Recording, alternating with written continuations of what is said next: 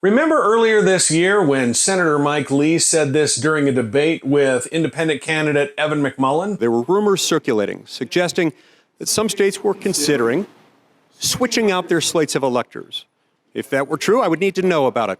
I did research on that. I made phone calls to figure out whether the rumors were true.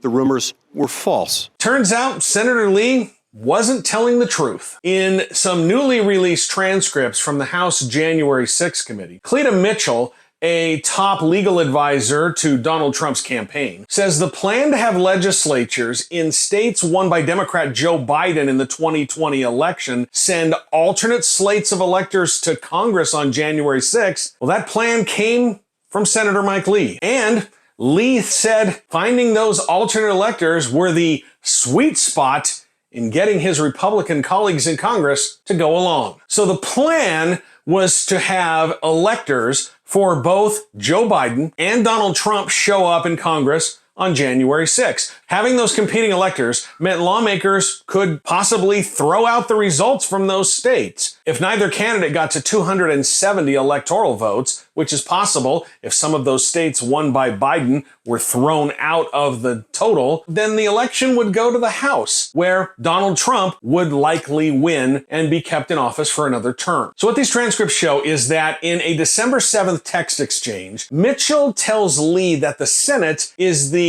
court of last resort when it comes to certifying the election. Lee responds that the Senate's role in all of this would be triggered by the existence of a competing slate of electors. He follows up by saying, that seems to be the sweet spot for getting my colleagues to engage. Later in the transcript, Mitchell was asked about an email from conservative activist Tom Fitton, who brings up the alternate elector scheme. And here's where Mitchell puts a fine point on the whole scheme. She says, it wasn't my idea, it was actually Mike Lee's idea. Later in these transcripts, we learned that Mitchell asked Lee if he could convene a hearing of the Senate Judiciary Committee in order for her to air these allegations of voter fraud in Georgia. Remember, Mitchell was advising Trump and was on that phone call where Trump tried to pressure Georgia election officials to fine him 11,760 votes. We also learn that text messages back and forth between Lee and Mitchell.